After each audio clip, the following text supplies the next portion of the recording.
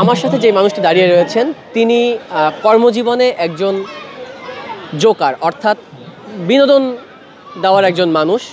তো এই মানুষের সঙ্গে একটু কথা বলবো, পরিচিত হব। ভাই, আপনার নামটা একটু জানাবেন। আমার নাম হচ্ছে সুমা মদক। এই পেশায় কতদিন যাবত আছেন?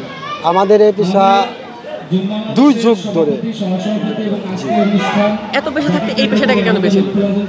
কারণ আমাদের পূর্বপুরুষ থেকে বাপ দাদারা সার্কাস শিল্পী। আমাদের গ্রামে, আমাদের ঢাকা কেরানীগঞ্জ থানা মডেল, কেরানীগঞ্জ সিগারেটল আমাদের গ্রাম।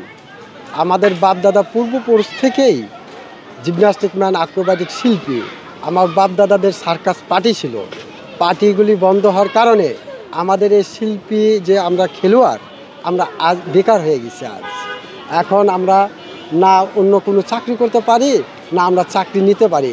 জনগণের মাঝে আমরা বড় হচ্ছি, খেলা শিখেছি, জনগণের মাঝে বিনোদন দিচ্ছি।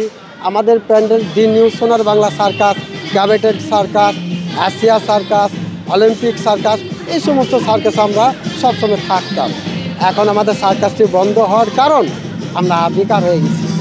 এখন কোম্পানিদের অনুষ্ঠান বিনোদন দেওয়ার জন্য আমাদেরকে ইনভাইট করে।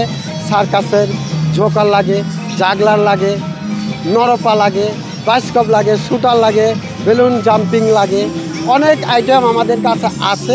এখন এটি দিয়ে আমরা চলছি, বর্তমান জীবনযাপন করছি। আসলে জীবন চলে কিনা কোনো রকম, মানে সেই রকম যে ভালো তাও নয়, এই কষ্ট দুঃখ নিয়েই জীবন, মোটামুটি খেয়ে দিয়ে আছি। সরকারের কাছে কোনো চাওয়া আছে কিনা? সরকারের কাছে তো আমাদের চাওয়া অনেকটাই আছে। আমরা দাবি করি তো সরকারের কাছেই। কারণ আমাদের যদি কোনো এলাকা, আমাদের এলাকায় যদি কোনো একটা শিল্পীকলা একাডেমি বসায়, তাহলে আমরা অনেক শিল্পীদেরকে, অনেক আমাদের বস আছে, অনেক মাস্টার আছে, আমরা আরও অনেক আমাদের গ্রামের নাম হচ্ছে সিগারেটলা। ওখানে পুরা গ্রামটাই আমরা সার্কাস প্লেয়ারের লোক। ঠিক আছে, মানে 2-4 হাজার শিল্পী ওখানেই আছে আমাদের এলাকায়। কেন কেউ রিক্সা চালায়, কেউ ভ্যান চালায়, কেউ মাটি কাটে, কেউ মনে করে নৌকা বায়, কেউ কুলিগিরি করে, লেবারগিরি করে। কি করবে? এরা কিন্তু শিল্পী, ভালো ভালো শিল্পী, যার নাকি বড় ধরনের শিল্পী, কিন্তু এরা এখন বেকার কারণে পেট বাঁচানোর জন্য এখন ওটা এটা যেটা পাচ্ছে ওটাই করছে।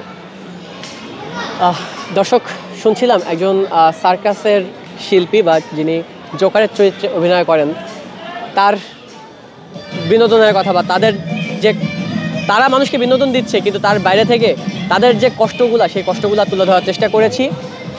এবং তাদের যে দাবি, যে তারা যদি একটু সহায়তা পায় সরকারিভাবে, তারা কিন্তু আসলে ভালো থাকতে পারে, এমনটাই তাদের প্রত্যাশা।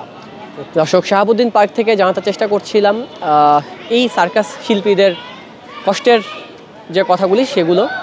জহিরুল ইসলাম রাতুল, বাংলানিউজ 24, ঢাকা।